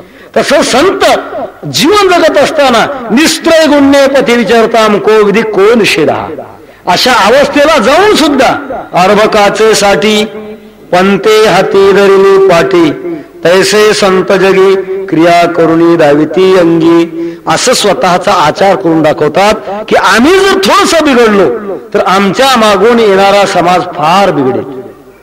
फार मोठी जबाबदारी सांभाळतात. वैकुंठवाशी गुरुनाम गुरु बंकट स्वामी महाराजांचा एक दृष्टांत सांगितला जातो.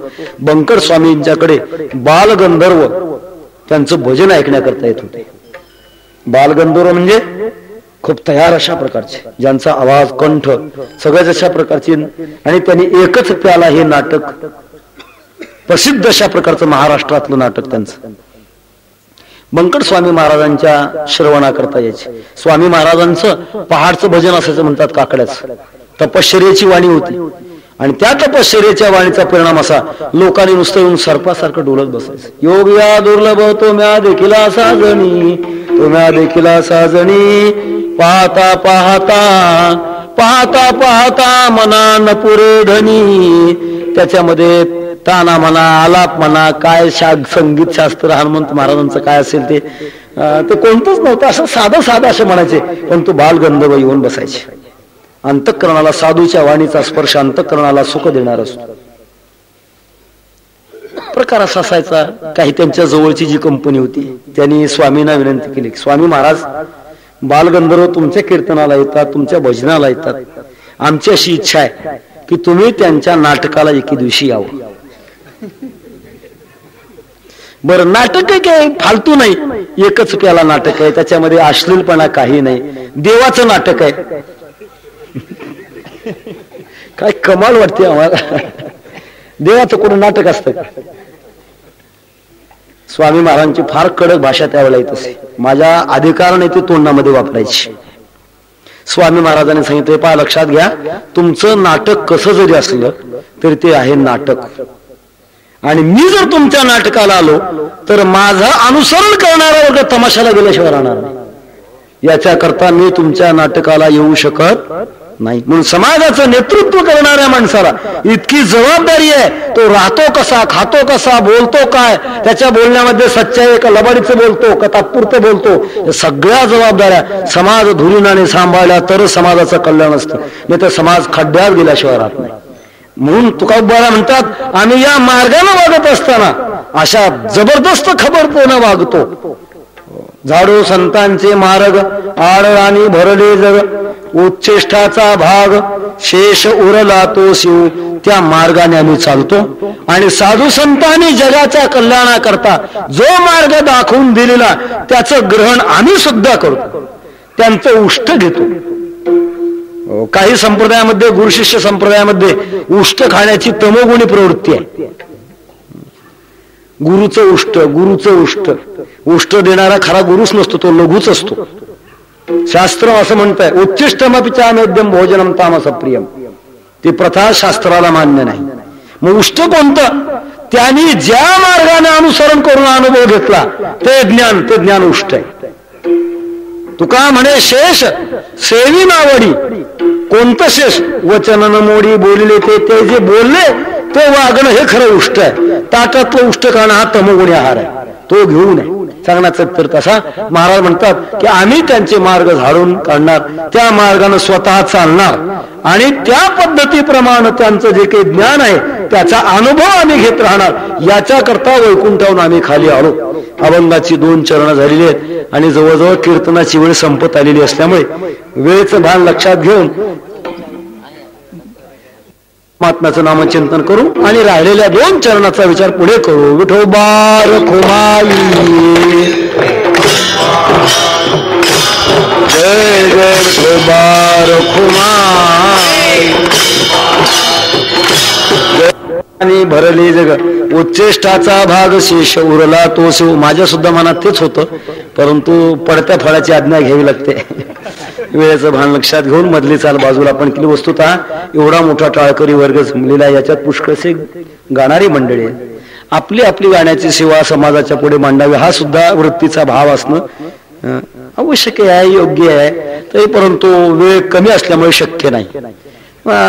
ही मधली चाल वगळून आपण पुढच्या 2 चरणाचा विचार करणार आहोत. महाराज असं म्हणतात की आमची उच्च स्थिती आहे, वैकुंठवासी वैकुंठ लोकांमध्ये राहणार आहोत. त्याचे सुद्धा पुष्कळसे विचार आहेत. वैकुंठवासी म्हणजे वैकुंठ लोकांमध्ये राहणारे की आणखी अन्य कोणता अशा प्रकारचा विचार आहे, तो सुद्धा विचार आहे. वेळ राहणे शक्य राहिला तर त्याचं आपण चिंतन करणार आहोत. आम्ही संतांचे मार्ग झाडणारे आहोत, स्वतः नवीन मार्ग स्थापन करणारे नाही. काही माणसं आपल्या प्रतिष्ठे करता आमचा नवीन मार्ग म्हणतात, आमचा मार्ग संप्रदाय स्वतंत्र म्हणतात. तुम्ही कोण संप्रदाय स्वतंत्र स्थापन करणारे? ज्ञानोबारांनी ज्या वारकरी संप्रदायाचा पाया घातला ते सुद्धा जबाबदारीनं असं म्हणतात, वेद मार्गे मुनी गेले त्याची मार्गे चालिलो. आणि कशा करता बोललो? न कळेची विषय अंधा म्हणून मी उघड बोलिलो. विषयानं आंधळ झालेल्या लोकांना कळना गेलं म्हणून आता उघडं बोलायची पाहिजे. चालता धनुर्धरा तरंगाकारी हरपलो, या मार्गाने जाता जाता मी तरंगाप्रमाणे समुद्रमय झालो. ज्ञानदेव निवृत्तीचा अद्वैत सर्व निरसलो. निवृत्तीनाथाचा शिष्य असणारा ज्ञानदेव मी सगळं अद्वैत संपून गेलो, परंतु या रस्त्यानं चाललो. मात्र जो ऋषी महर्षींनी मार्ग दावून दिला त्याच रस्त्याने आम्ही चाललो. कोणीही मार्ग स्थापन करू शकत नाही. फक्त पूर्वीच्या मार्गावर उजाळा देण्याकरता येणारा हा वर्ग स्वतंत्र अशा प्रकारचा. तुकाराम महाराज त्या वर्गातले म्हणतात आम्ही तो मार्ग झाडतो. तुकोबारा मार्ग मळून झालाच कसा?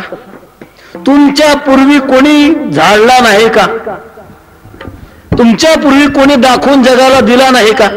तुमच्या पूर्वीची जर वारकऱ्यांची जर परंपरा पाहिली तर तुमच्या पूर्वी शांती ब्रह्मनाथ महाराज होऊन गेले.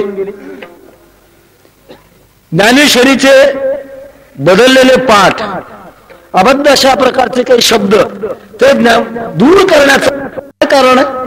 एकदा का मार्ग जगाला दाखवून दिला की लोकांनी त्या रस्त्याने का जाऊ नये, त्याचं कारण तुकाराम महाराज अभंगाच्या 3ऱ्या चरणात सांगतात. पुराणे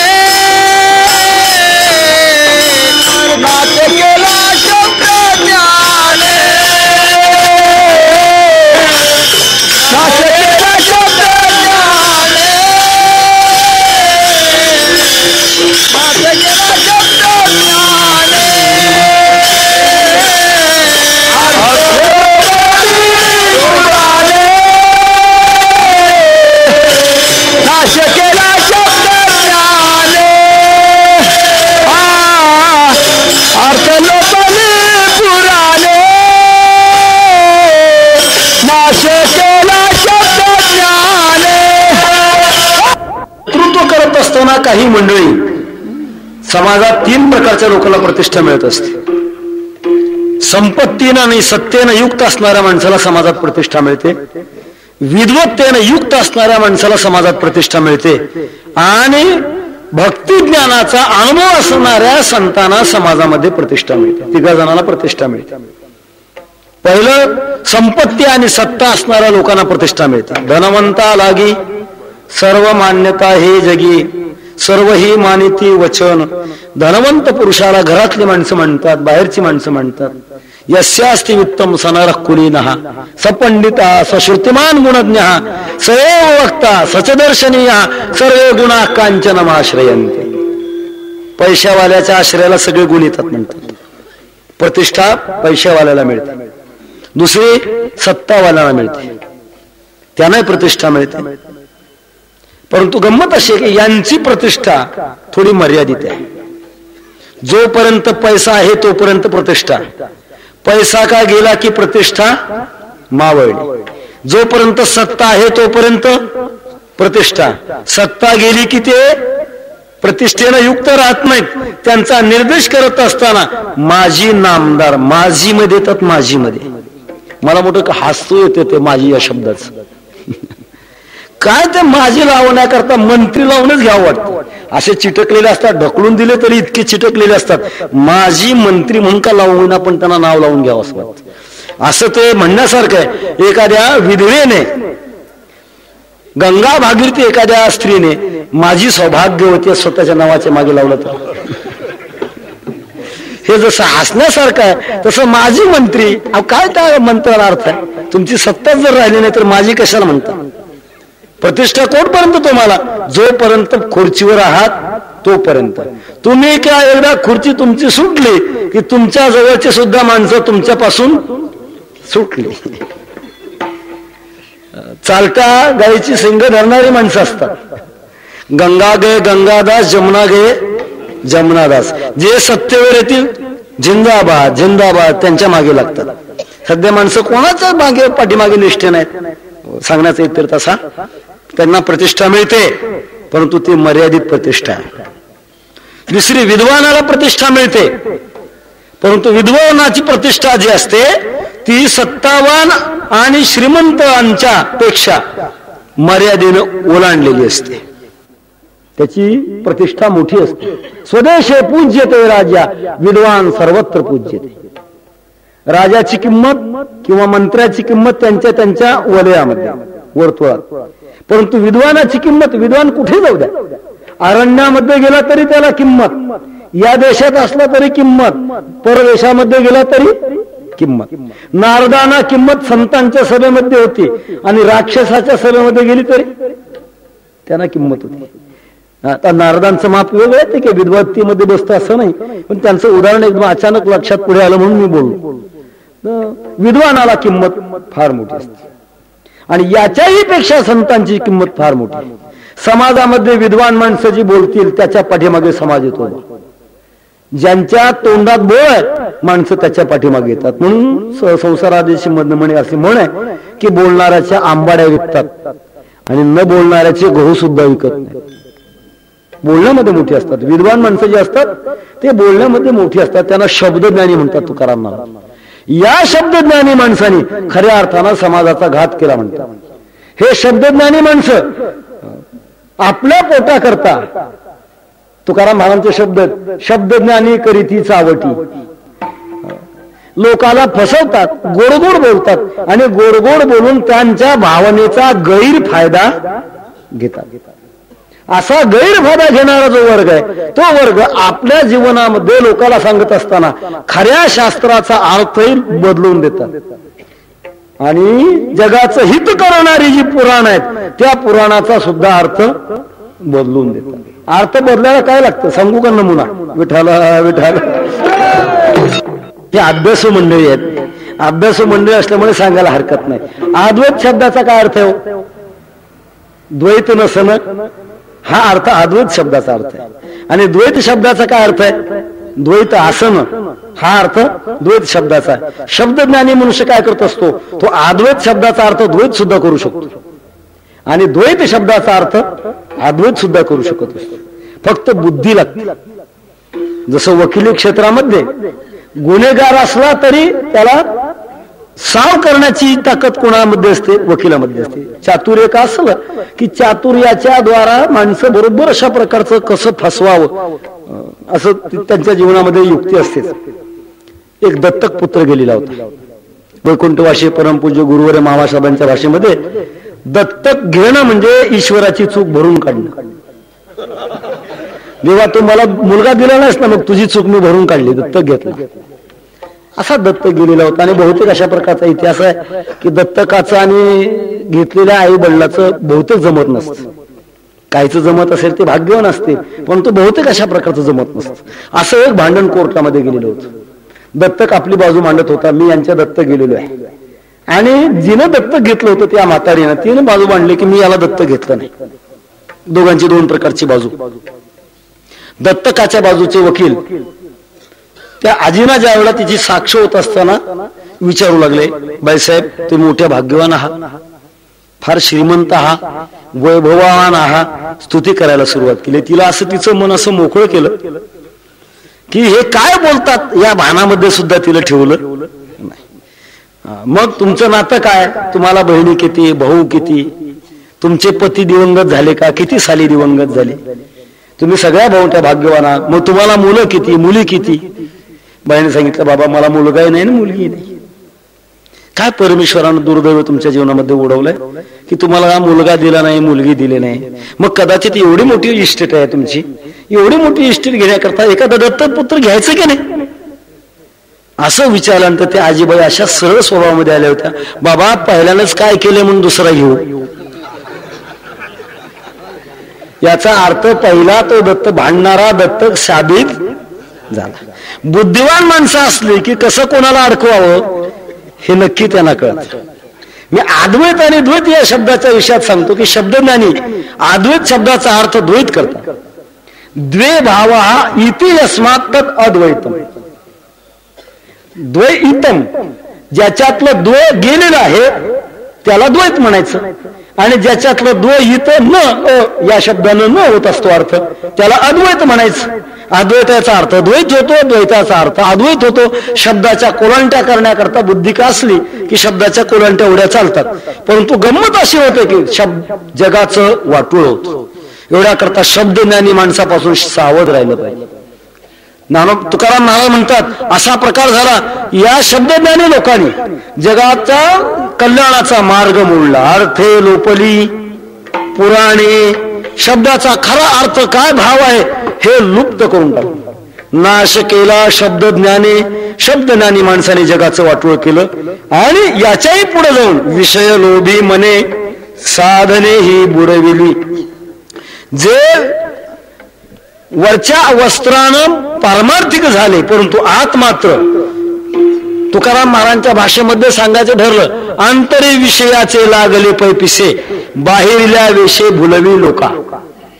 आत विषयाचं पिसं लागलंय परंतु बाहेर मात्र लोकाला भुलवतो. असा जर असेल महाराज म्हणतात याच्यामुळे जगाला धोका होतो. विषय लोभी म्हणे साधने ही बुडविली. त्याचा परिणाम कोणता मार्ग खरा आहे कोणता मार्ग खोटा हे जगाच्या पुढे राहिलं नाही. त्यावेळेला मग मात्र आम्हाला अवतार घ्यावा लागतो. मग आम्ही काय करतो, यांच्या समोर येतो आणि समोर आल्यानंतर शब्दज्ञानी माणसाचा पहिल्यांदा मुकाबला करतो. त्या काळाला शब्दज्ञानाचं भांडार ज्यांच्याकडे भरलेलं असे धर्ममार्तंड रामेश्वर भट्ट होते. परंतु तुकाराम महाराजांच्या व्यक्तिमत्वाचा परिणाम असा झाला की तुकोबारांना त्यांना शरण जाण्याची पाळली नाही, रामेश्वर भट्टांना तुकोबारांना शरण जाण्याची पाळी. म्हणे रामेश्वर भट्ट द्विजा तुका विष्णू नाही दुजा, असं सांगण्याची पाळी आली. तेव्हा शब्दज्ञानाच्या बाबतीमध्ये शब्दज्ञानानं जगाचं हित होत नसतं. एवढ्या करता शब्दज्ञानी माणसं खऱ्या मार्गाला बिघडवून सोडतात.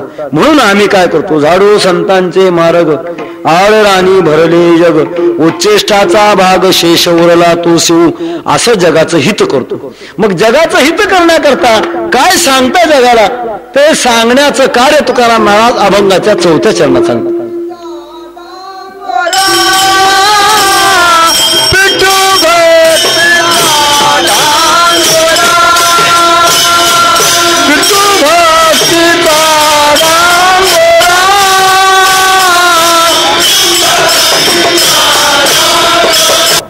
काय सांगतो, योग करण्याचं सांगतो, कर्म करण्याचं सांगतो का ब्रह्मज्ञान मिळवायचं सांगतो. महाराज म्हणतात अशा संभ्रम अवस्थेमध्ये जगाला कल्याणाचा एकच मार्ग उरलेला असतो आणि तो म्हणजे परमात्म्याची भक्ती करणं. आणि त्या भक्तीचा डांगोरा म्हणजे मोठ्यानं जी गोष्ट बोलली जाते दौंडी, दौंडी आम्ही जगामध्ये पिटवतो की तुम्ही हीच भक्ती करा. याच्या करताच आम्ही आलेलो आहोत.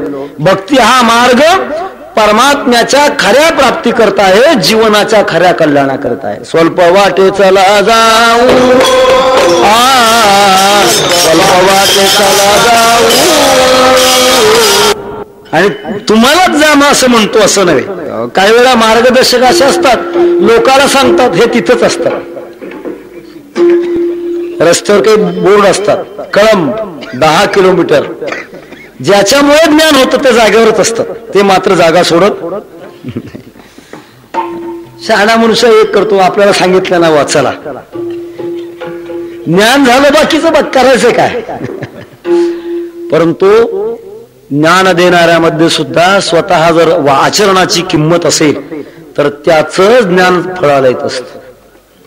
हे जडाकडनं होणाऱ्या संसारातल्या ज्ञानाचा मी भाग सांगितला, परंतु ज्या ज्ञानाची चैतन्याची प्राप्ती ज्या ज्ञानाने होते, असं ज्ञान ज्यांच्याकडून यायचं आहे ते सुद्धा ज्ञान पवित्र अशा प्रकारच्या भांड्यातून आलं पाहिजे. ज्ञानोबा म्हणतात,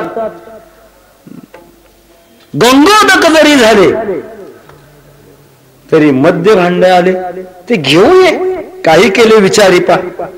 गंगेचं उदक झालं पवित्र अशा प्रकारचं, आणि पहिली ज्या भांड्यामध्ये दारू होते त्याच पात्रामध्ये आणलं. घ्यावं का ते? ज्याने आपल्या जीवनामध्ये काही अनुभूती त्याच्यात मिळवलेली आहे, काही अधिकार मिळवला, काही सेवा केलेली आहे, अशा प्रकारच्या जीवनातूनच घ्यावं म्हणून तुकाराम महाराज म्हणतात, आम्ही सुद्धा तुमच्या बरोबर चालतो. स्वल्प वाटे चला जाऊ, कोणत्या भक्ती मार्गाने जाऊ? हा भक्ती मार्ग सर्वांना सोपा आहे. इतर साधने फळकामध्ये ती पुनरपी आणि ती गर्भवासा, बाकीच्या साधनाच्या मार्गाला लागू नका. हा सोपा मार्ग आहे. शहाणी माणसं या मार्गाने चालतात. शहाणा तो धनी घेतो येते. तुका म्हणे सोपे आहे सर्वाहुनी, शहाणा तो धनी घेतो येतो येथे. याच्या करता आम्ही मृत्यू लोकावर अवतार घेतो आणि स्वतः भक्ती करतो. स्वतः भक्ती करत करत लोकांना सुद्धा सांगतो, हाकारोनी सांगे तुका नाम घेता राहू नका. भगवत भक्तीचा आनंद लुटण्याकरता सुरुवात नामापासून आहे, आणि नामापासून ज्या निष्ठेनं सुरुवात केलेली आहे त्याला त्याच्या जीवनामध्ये भक्तीच्या अवस्था वरचेवर वरचेवर वरचेवर मिळत जातात. आणि भक्ती सुखामध्ये अंतिम टप्पा ज्याला म्हणतात त्या अंतिम टप्प्यापर्यंत तो पोहोचतो. एवढ्या करता तुम्ही महाराज म्हणतात आम्ही हे करतो. पिटू भक्तीचा डांगोरा, त्याचा परिणाम कळे काळासी दरारा. कलियुगातल्या काळावर सुद्धा परमात्म्याच्या भक्तीचा दरार आहे. तो सर्व ठिकाणी जाईल, परंतु कळी काळाची बाधा मात्र भगवत भक्तावर होऊ शकत नाही, कारण तो सारखा नामचिंतनामध्ये मग्न असतो. नामचिंतनामध्ये मग्न असल्यामुळे त्याला कोणाची बाधा होत नाही. असा निर्दोष मार्ग आम्ही जगामध्ये प्रगट करतो. कळे काळासी दरारा तुका म्हणे करा जय जयकार आनंद. मग याच्या करता भक्ती करा म्हणजे काय करा? परमात्म्याचा जय जयकार करा. परमात्म्याच्या सत्तेमध्ये राहा, त्याच्या स्मरणामध्ये राहा, आणि त्याचा परिणाम शेवट होईल आघवा तुका म्हणे आनंद. केवळ आनंदमय जीवन बनेल. अजर आणि अमर अशा प्रकारचा जो आनंद आहे तो आनंद म्हणजे परमार्थानं जाण्याचं श्रेष्ठ अशा प्रकारचं गंतव्य स्थान. त्या स्थानाकरता आम्ही येतो, आणि आल्यानंतर हा आमच्या जीवनातला उद्योग आहे तो आम्ही करतो. ज्ञानेश्वर माऊली ज्ञानराज माऊली तुकाराम.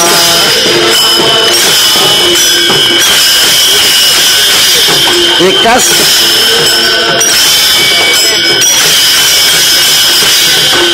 ज्ञानेश्वर माऊली जय जय ज्ञानेश्वर माऊली ज्ञानराज माऊली तुकाराम. जय जय ज्ञानेश्वर माऊली ज्ञानराज माऊली तुकाराम. जगद्गुरु तुकाराम महाराजांच्या सदेह वैकुंठ गमनाच्या निमित्तानं हा समारंभ होतोय. त्याकरताच हा आपण अभंग निवडलेला आहे. आणि महाराज म्हणतात आम्ही वैकुंठामध्ये राहणारे आहोत, आणि जात असताना सुद्धा ज्या वेळा काम संपतं त्यावेळा देवाला प्रार्थना करतो. शोधिताचे नाही मनोन्या ठेवितो पाय, आता दिसू नये जना ऐसे करी नारायण देवा. आता आमचं काम संपलं, आणि काम संपल्यामुळे आम्हाला जगात राहायची इच्छा राहिलेली नाही. त्यावेळेला स्वतः भगवान परमात्मा गरुडाचं विमान घेऊन इथे येतात. तुकोबारानं म्हणतात नाभी नाभी भक्त राया वेगी पावलो सखया. कारण महाराज भिवू नका, कळी काळामध्ये तुम्हाला घेऊन जाण्याकरता मी स्वतः आलेलो आहे. आणि स्वतः भगवान परमात्मा येतात. जगद्गुरु तुकाराम महाराजांना आल्याची सूचना मिळते. दिव्य लख अशा प्रकारच्या तेजोवलयामध्ये भगवान पांडुरंग परमात्मा वैकुंठाहून येतात, आणि आल्यानंतर महाराजांच्या पुढे उपस्थित होतात. तुकाराम महाराज देहभान विवर्जित होतात, आणि अशा अवस्थेमध्ये जिने आपली जन्मभर संगत केली, जिच्यामुळे आपलं पारमार्थिक जीवन कडेला गेलं, त्या जिजामातेला असं म्हणतात, यायचंय काय? परमात्मा वैकुंठावरून आपल्याला घेऊन जाण्याकरता आलेले, यायचंय काय? जिजामातावर मोठी जबाबदारी होती. त्यांनी सांगितलं, तुमचा देव आणि तुमचं वैकुंठ तुम्हालाच लखला. मळेस वेळेला झाली आहे म्हणजे वैकुंठाला यायचं का? जिजामातेनं ज्या वेळेला कारण दाखवलं त्यावेळेला तुकाराम महाराजांना वाईट वाटायला लागलं. संसाराकरता कष्ट करता, हा जन्म संसाराकरता नाही. तुकाराम महाराजांनी जिजामाते करता एक अभंग लिहिला, देव पहावया करियो सायास नदरी हे आस नाशिवंत. ह्या नाशिवंताकरता जगू नकोस, देवा करता जग. एवढा अशा प्रकारचा सुंदर एक अभंग जिजामाते करता दिला. आणि तुकाराम महाराज देहासह परमात्म्याच्या विमानामध्ये बसून अंतकाळी विठू आमासी पावला, कुडी सहित झाला गुप्त तुका. हा दिव्य चमत्कार जगद्गुरु तुकाराम महाराजांनी करून येणाऱ्या फाल्गुन वद्य तिथीला 350 वर्ष पूर्ण होत आहेत. आणि त्या निमित्ताने संपूर्ण महाराष्ट्र परमार्थाच्या ज्ञानानं तेजोवलयामध्ये येतोय. चांगल्या संस्काराची गरज आज जगाला आहे. आपण मोठे भाग्यवान आहोत. तेव्हा वारकरी संप्रदायातलं खरं काय जीवन आहे, हे जीवन कळण्याची संधी या नाम सप्ताहाच्या द्वारे आपल्याला साहेबांनी आणून दिलेली आहे. हा एक फार मोठा चांगला असा सुयोग आहे. वारकरी संप्रदाय म्हणजे धडक संप्रदाय आहे. याच्यामध्ये कुठल्याही प्रकारचा बारकावा नाही, कुठल्याही प्रकारची गुप्तता नाही. तुकाराम महाराज म्हणतात, मोडून या वाटा सूक्ष्म दुस्तर केला राज्यभार चालायचा. सर्वांनी या मार्गाने चालावं. महाराजांच्या काळाला अशी परिस्थिती होती. काही शाक्त मंडळी होती, शाक्तांचं निरसन तुकाराम महाराजांना करावं लागलं. काही गुरु शिष्य परंपरा माळगणारी माणसं होती, कान फुंकी परंपरा. अजूनही सुद्धा काही काही ठिकाणी ते चालतंय. तुकाराम महाराज म्हणतात, नेणे फुंको कान नाही एकांतीचे ज्ञान. कान फुंकणं वारकऱ्यात जर असेल तर मी त्याला वारकरी म्हणणार नाही. वारकऱ्याने कान फुंकू नये आणि कान फुंकून घेऊ नये. काय काय परंपरा आहे आमच्या उस्मानाबाद जिल्ह्यामध्ये दुर्दैव आहे. अशा काही परंपरा आहेत. ते असं म्हणतात, गुरुकडे गेला, गुरुनं कान फुंकले की देहाचा झाला उद्धार. देहाचा उद्धार व्हायचा का तुझ्या जीवाचा उद्धार व्हायचं तुला तरी कळावं. गुरु आपले दक्षिणा उकळतात, त्यांचं काम झालं, त्यांना करायचं काय? शिष्य खड्ड्या जाऊ अगर माती जाऊ.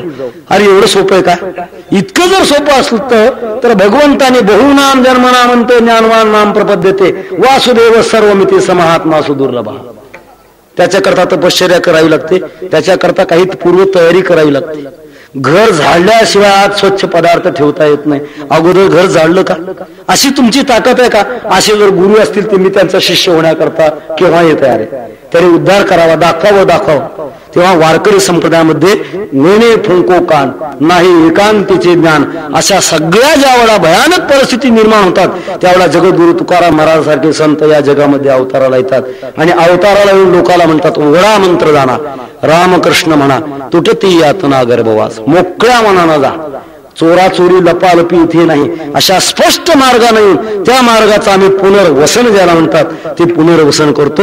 आणि आमचं काम का संपलं की पुन्हा आम्ही आमच्या ठिकाणाला जातो. असं जगद्गुरु तुकाराम महाराजांनी जगाला वाट दाखवून 350 वर्ष पूर्ण झाले. तुकाराम महाराजांच्या जीवनाचा अभंगवाणीचा प्रकाश अजूनही पडतो. प्रत्यक्षात रामाच्या अवतारापेक्षा सुद्धा तुकारामांचं कार्य फार मोठं आहे. जगद्गुरु तुकोबारायांचं कार्य त्याही पेक्षा मोठं आहे. प्रभू रामचंद्राने वानर सेना लंकेला नेण्याकरता सेतू बांधला, त्यांच्या नावावर बांधला गेला.